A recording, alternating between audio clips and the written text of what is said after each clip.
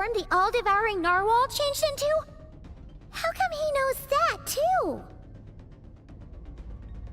Really? So, you're telling Paimon that giant whale and this guy can both turn into the fowl? How does that work? It's a subconscious instinct. Any intelligent being who longs for his level of strength is bound to mimic his appearance. It's a natural response after encountering someone as powerful as Master. To them, he represents ultimate power. We know the person before us has encountered Master, and we know he stole a portion of my power. So it's not surprising that he would assume this form. Okay. Oh, the closer Paimon looks, the more intimidating it gets. Nervalette isn't here this time, so it's up to us. He won't have the nerve to steal again after we're done with him. Let's teach this guy a lesson.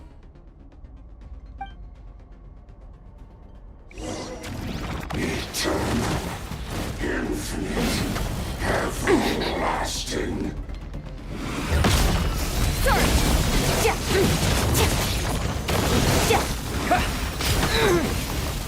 Wipe out!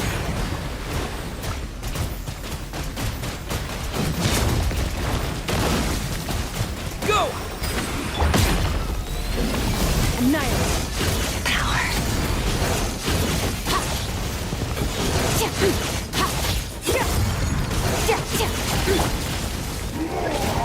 Go! Haven't forgotten your training, I hope.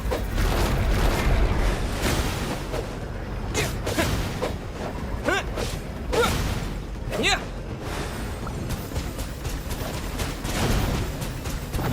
Water tank!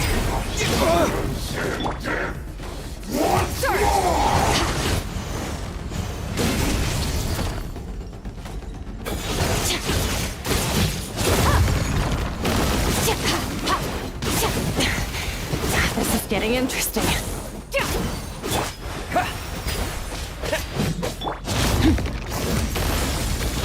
Mine to wield.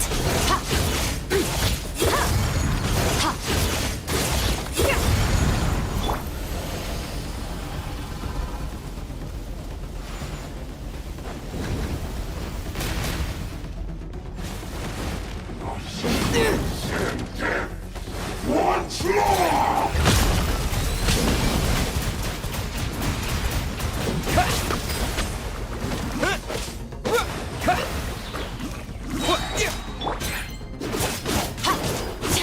Extinguished.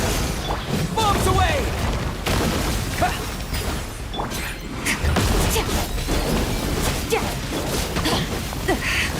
Annihilate. Power. Beyond this world.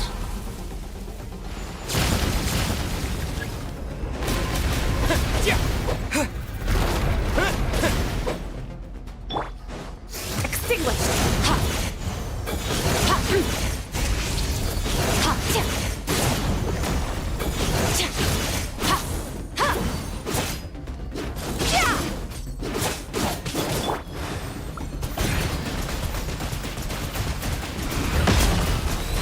Water jet!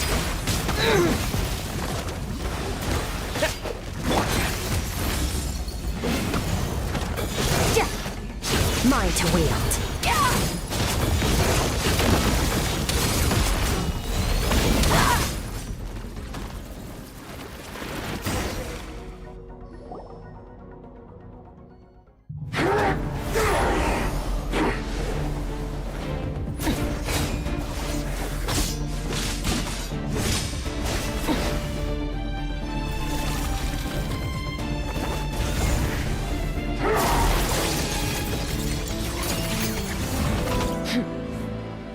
Haven't had enough of my power.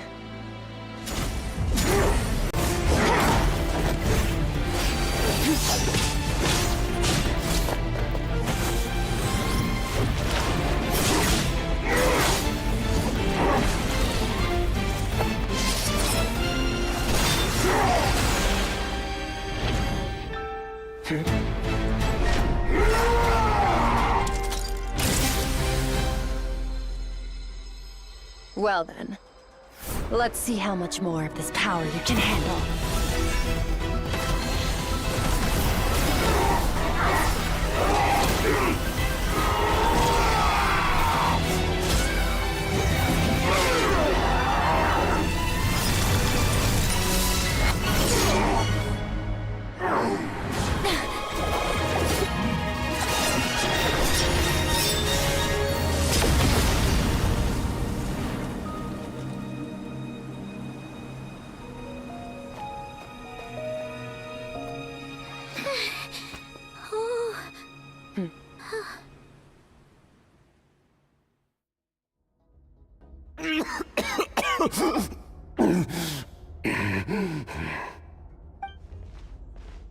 Well, have you come to your senses?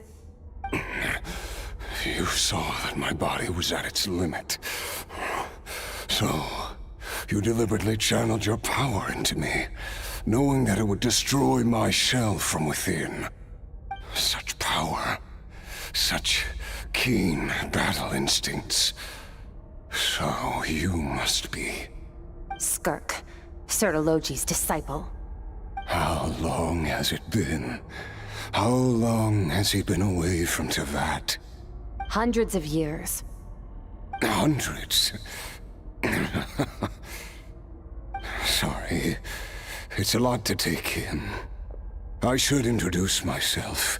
I am Skafnungar, a friend of your master and one of his followers. This is the first time I've heard your name, Skirk. But hundreds of years ago, I knew you existed. And I knew you would come here. Hundreds of years ago? Sounds like you and Master have quite the history. Care to tell us about it? Of course. Might as well take advantage of a clear head while I can. The story starts a long, long time ago.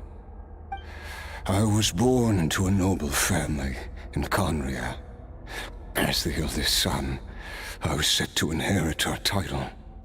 But I contracted an incurable illness as a child, and everyone gave up on me.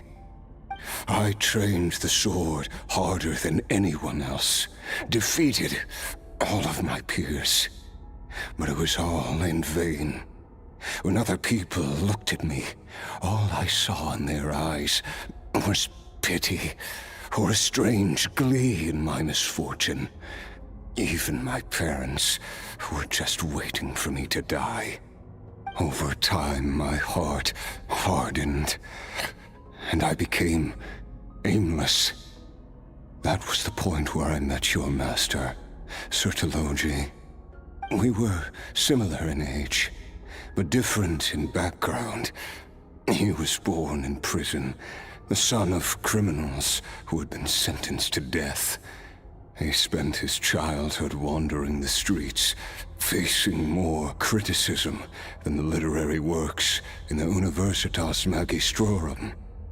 Yet, he always wore a smile on his face, as if kindness and malice were one and the same, and he could not see the difference. I still remember what he said to me when we first met. You need to fight to survive. Even if it's a losing battle, it should light a fire under you. How can you sit back like this and go down without a fight? That does sound like something he would say. He was the first to acknowledge that I was worth something, and he inspired me to keep going. When we sparred together, it was the first time I'd actually felt the thrill of combat. When I was 10, he stole forbidden research materials and managed to cure my illness. It was like there was nothing in this world he couldn't accomplish. When it came to the human form, he was always intent on pushing the boundaries of possibility. But somewhere along the way, I fell behind. My talents were nothing compared to his, And at some point, I realized he had pulled so far ahead, I was too embarrassed to even ask him to spar. After his grand endeavor was successful, he sought me out and said to me, "This planet no longer holds anything of interest to me, so I'm leaving. But first, I have an offer. I can use a power I have just refined to break the curse of immortality for you. Your death was once what we worked so hard to prevent. But the immortality you now face is a different kind of pain altogether." I'll pass. Immortality doesn't sound so bad to me. Since I can't die, it means I have an infinite amount of time to get stronger. Maybe I'll finally catch up to you one day, and we can spar like we used to. Are you sure? I cannot say when I will return. Your body, or rather, your soul, might not be able to withstand this curse. All I can do is try. After all, a wise man once told me, people need to fight for their own survival. Wise indeed. Nevertheless, if you grow weary of the pain of immortality, and wish to experience a good sparring match before you wither away, seek out my disciple. Disciple? Never thought I'd hear that word coming from you. Nor I. But Vedifenir said I was destined to find a disciple out there in the universe, and bring her to Tibet. You know as well as I, Vedifenir's prophecies are never wrong. Well, now I'm curious about who this disciple of yours will be. All Vedifenir said was that one day, the stars shall bow in her honor.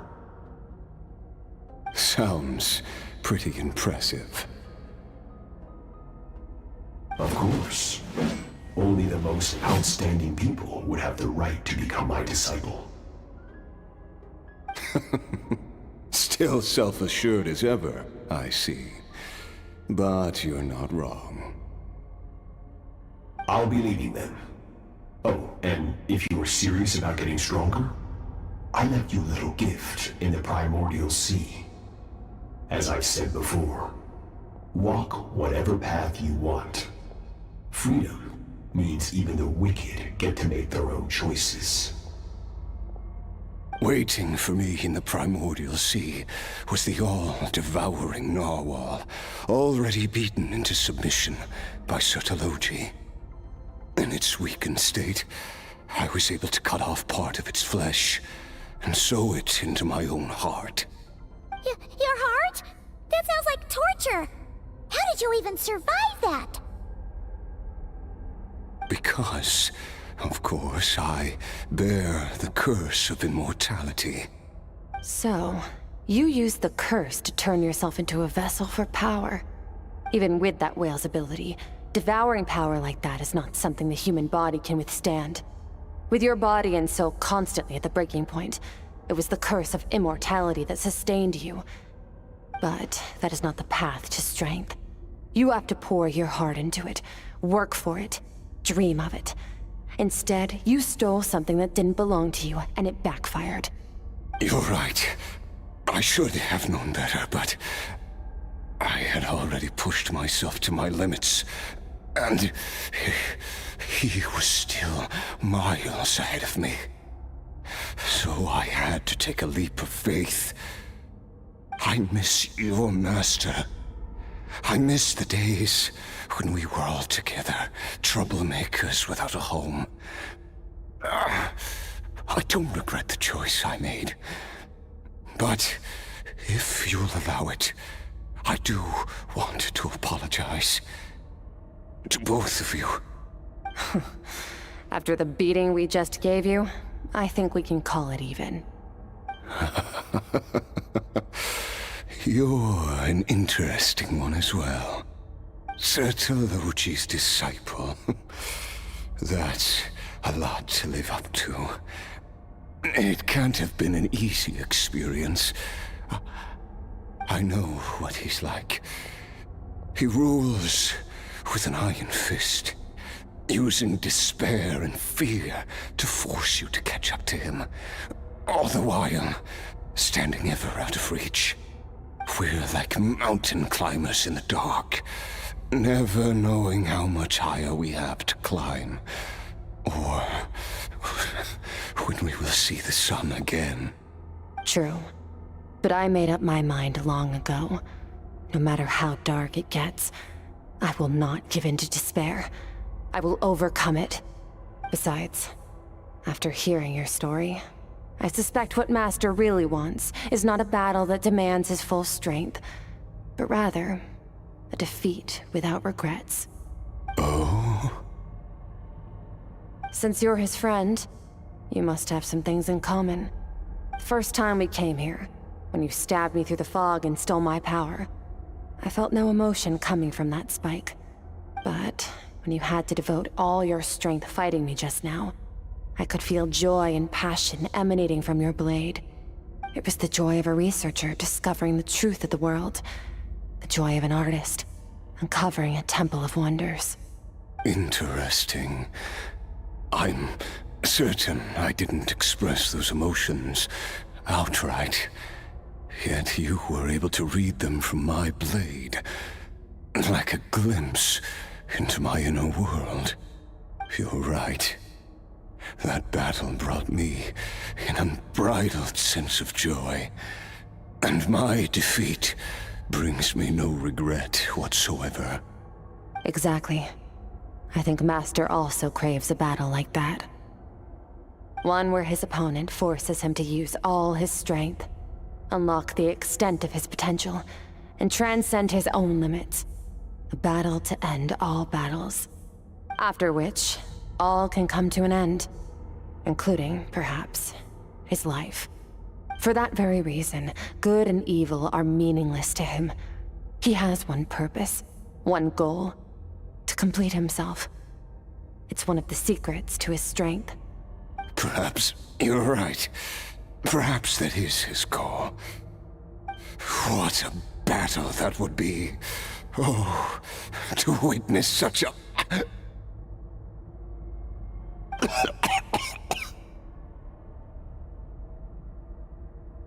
you okay? Too many different kinds of power are surging through my body. The curse of immortality allows it all to coexist, but it does not remove the pain. I won't be able to hold on to my sanity for much longer. What a shame. I would have loved to witness that battle. Sertologi once offered to free me from this curse. Now, I must ask that of you, Skirk. Can you release me from the pain? I can, but not through death, if that's what you were hoping for. It's not a suitable punishment for your crime. As an alternative, I can take your consciousness, along with all the power you've consumed, and smash it to pieces. The impurities will dissipate, and under the curse of immortality, your mind and body will regenerate. When that process is complete, you will be back to who you were before, no longer tortured by powers you can't control. But it will be a time-consuming and painful process. The decision is yours to make. I accept. And who knows? Perhaps I'll wake up in time to witness your great battle with Sertologi. I have faith that you'll be able to stand against him one day. Though I know it'll be a long and arduous road. If we are climbers in the dark, it appears the dawn has finally broken for me. But your ascent continues. At least, it looks like you are not alone on your journey. I will reach the top of this mountain, no matter what it takes. And you, Skofnunger, will be my witness at the end of all things. That's finally over. Let's get out of here. Huh! At least we don't have to make a mad dash for the exit like last time.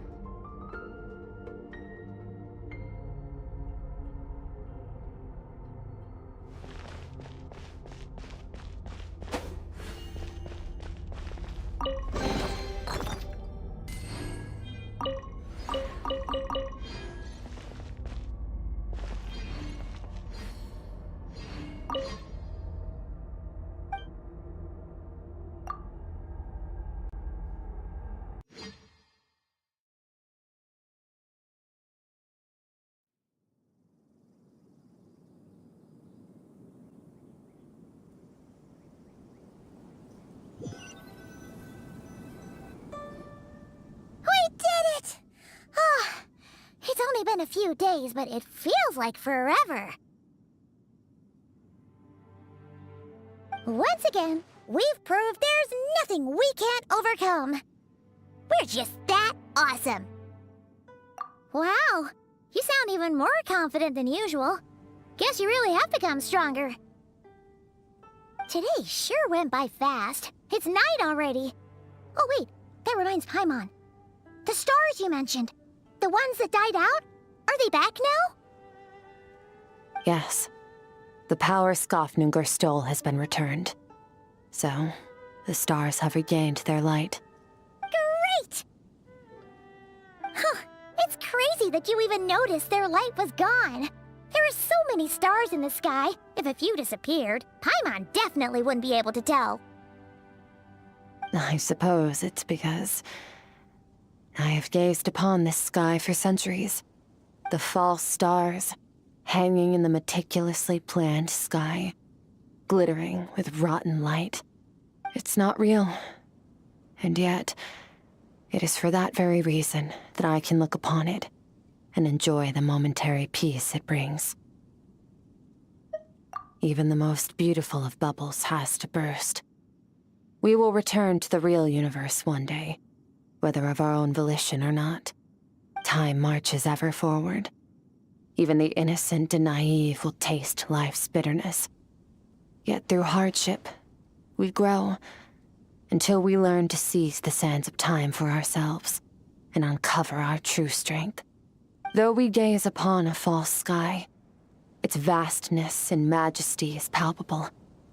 One can only wonder, what is it going to take for kindness to reign supreme in the vast expanse of the universe? Ugh, this is all going over Paimon's head. But if she knows one thing, it's that the Traveler always finds a way. Ever since we met, he has filled Paimon's days with happiness.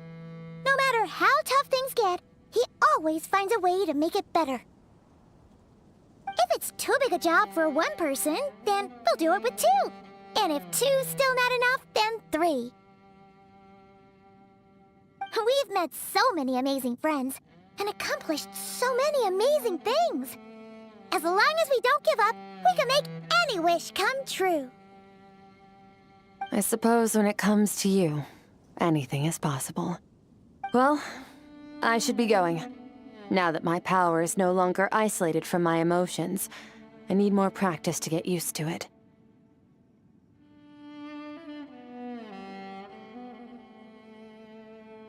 I suppose fate will decide. Maybe we'll bump into each other on the street. Or maybe we'll reunite on a different planet entirely. Regardless, reunions and partings are but passing moments. More than anything, I hope that, at the end of this journey, wherever it takes us, we stand in a world reborn. One without war, pain, or forced partings. One where new life can bloom, even where there was once nothing but scorched earth. For this, we must all work to become stronger.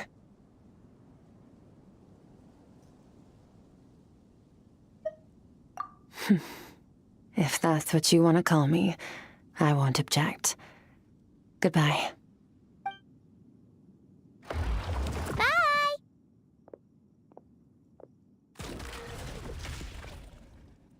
Is it just Paimon, or is she being nicer than before?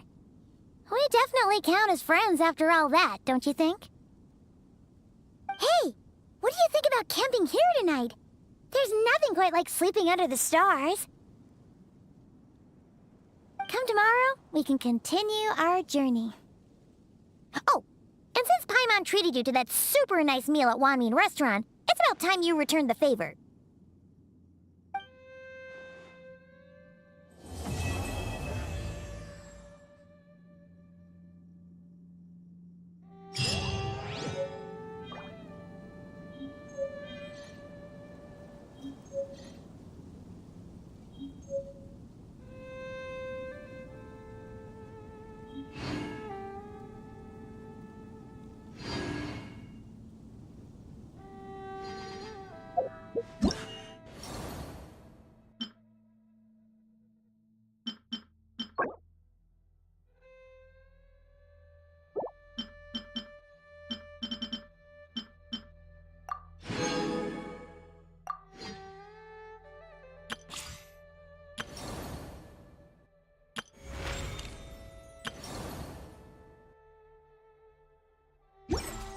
A blade embraces its duty.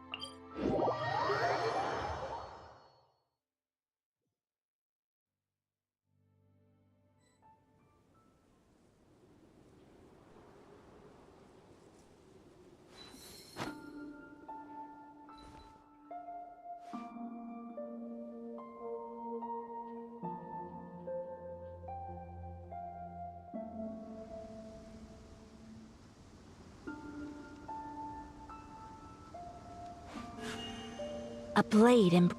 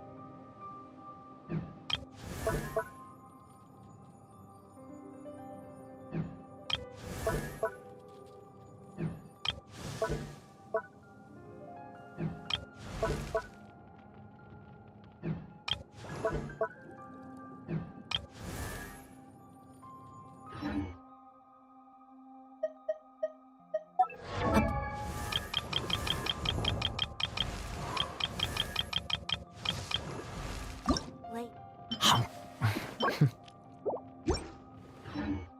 Like a tea leaf. Only those who sample it many times can appreciate its true qualities.